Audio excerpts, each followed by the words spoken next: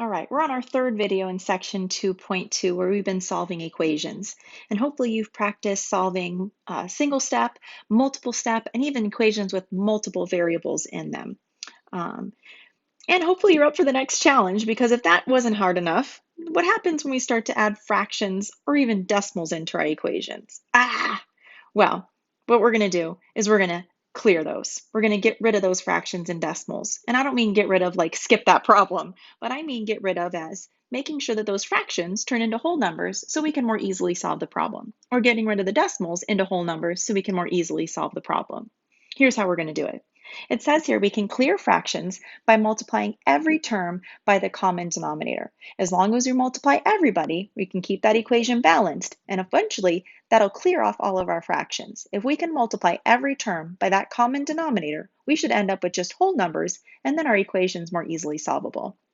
Or if we have decimals, we can multiply every term by the decimal place by moving the decimal place over so there's no more decimal left. We can multiply essentially by tens or 100 or even 1,000 to move those decimals so that there is no more decimal, as long as you make sure you do it to every single term.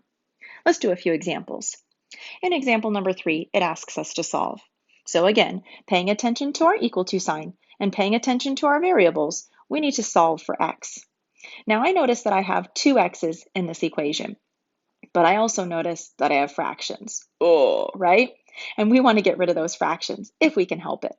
And so one of the easiest ways to get rid of the fractions so that we can just work with whole numbers is by multiplying every single term by the common denominator. If you notice, the first denominator is a 3, the second denominator is a 6, and technically that third denominator is a 1 if you wanted to make it a fraction also. So out of those numbers, 3, 6, and 1, what would be my common denominator? What number does 3 go into, and 6 go into, and 1 go into? Let's do 6. So as long as we multiply every single term by 6, then I should be balanced. If I multiply the first one by 6, if I multiply the second one by 6, and if I multiply the third term by 6, let's see what happens. When I multiply the first term by 6, I have fractions that I could multiply across the tops and multiply across the bottoms. I ended up getting 12 over 3 times x. When I multiply the second term, I have 1 times 6, which is 6, and 6 times 1, which is 6, so I have a negative 6 over 6, equal to, I have a 2x times a 6, which is 12x. Now, I don't know if that made it better or worse, but it actually made it better. If you look at those fractions, all of those fractions actually can be reduced into nice, cute little whole numbers. 12 divided by 3 is 4x, 6 divided by 6 is 1, and then I have my 12x over to the other side. This equation looks much easier to handle, right? And so I have my variable here, they're on opposite sides of the equal to sign. So our goal, remember, is to get those variables to the same side, unless there's any like terms I can combine on each side of the equal to sign, which there isn't. So I'm going to try to get those x's to the same side. I'm going to go ahead and move the 4x over to the other side by subtracting 4x to both sides. The positive 4x and the negative 4x cancel, and I'm left with a negative 1 on that left side. 12x minus 4x is 8x, so I have an equation that looks like this. I now only have one x, and I want to get rid of the 8 that's right next to it. The 8 is next to the x, which means multiply, so in order to get rid of the 8, I'm going to go ahead and divide both sides by 8. When I divide by 8, 8 divided by 8 is 1.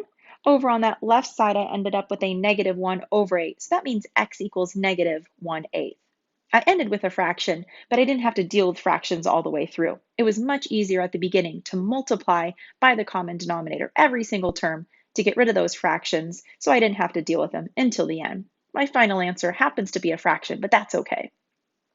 All right, look at B. B looks a little bit different because I have a fraction, but it's right next to some parentheses. And we know that we can't really solve problems if there's parentheses in the way. So there's a couple different ways you can actually do this problem. One of the ways is by taking this 2/3 and distributing it, multiplying it through the parentheses, getting rid of those parentheses. So if you do that, and we want to multiply every term in the parentheses by 2/5, you end up with an equation that looks like this. 2 times 3x is 6x, 5 times 1 is 5. 2 times 2 is 4, and 5 times 1 is 5. So I ended up with a 6x over 5 plus 4 over 5. Remember, we're not going to multiply the 8 by the 2/5 because the 8 isn't part of my parentheses. The 8's over kind of on the other side by itself. So you should have an equation that looks like my green one now. All right, I see 1x. I want to get x by itself, but I also see a whole bunch of fractions that I can't reduce. And so, if you would prefer, let's get rid of those fractions. Let's get rid of those fractions by multiplying every single term by the common denominator. My first denominator is 5, my second denominator is 5, and technically my last denominator is a 1. So what would be the common denominator between 5, 5, and 1? Yeah, let's multiply everything by 5. That should get rid of all of our fractions. Making sure that you multiply the first term by 5, and the second term by 5, and the third term by 5. Make sure you multiply every single term by 5 so you can keep your equation balanced. What happens when we do that?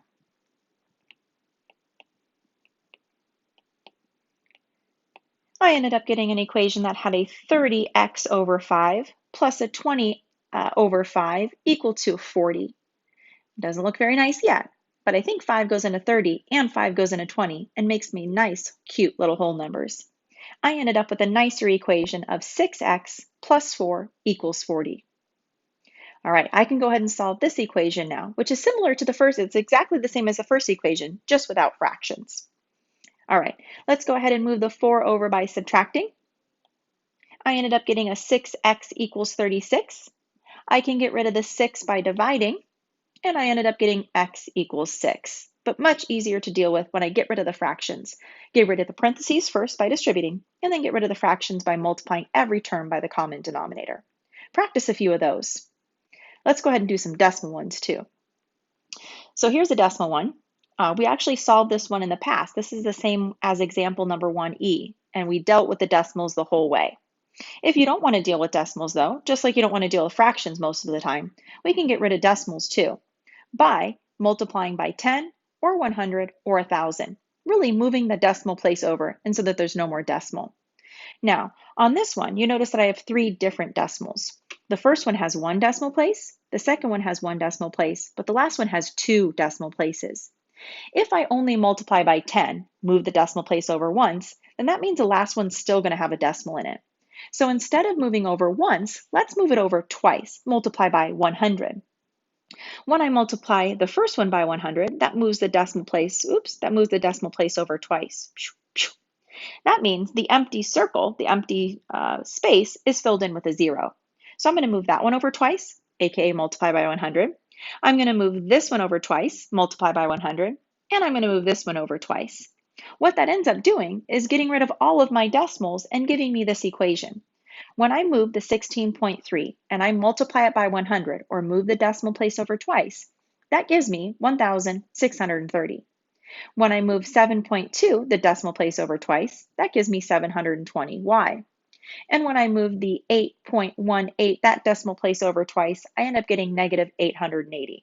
Now my numbers are kind of big, but at least they're not decimals anymore, right? But as long as you make sure you do the same thing to every single term in order to keep it balanced. So you could have moved it over once, or you could move it over twice. Moving it over twice, though, is going to get rid of the decimals on everybody, not just some. And what we really just did is multiply every term by 100. Now I can deal with these numbers and I can solve for y by moving the 1630 over by subtracting it. I'm going to divide by negative 720. And I ended up getting y equals 3.4, which should be the same as we got when we did it the first time dealing with the decimals. So you can do it either way. You can deal with the decimals or you can get rid of them by moving every single term by 2 decimal places. All right, so what do you think about D? I have a couple different decimal places in this one, or decimals in this one. What do you think we can do to get rid of the decimals on this example? Well, it looks like the first term has 1 decimal. The second term has 1 decimal. So I should be able to move it only once this time, multiply by 10. But make sure you multiply by 10 for every single term. When I move this over once, and move this over once, ooh, I've got to move the 1 over on the 5. Now, I don't know if you know this, but if there is no decimal, it's actually behind the 5, it's just invisible. So when I move it over, I've got to move it over and add a 0. So if there is no decimal on a whole number, it's actually behind it. It's just invisible. We just don't write it. So 6 really is 6.0. okay? So when I multiply every single term by 10 or move the decimal place over once, we should end up getting this new equation. 8 equals 28x plus 50. That looks a little nicer than having the decimals, right? All right, let's go ahead and solve. Let's move the 50 over by subtracting.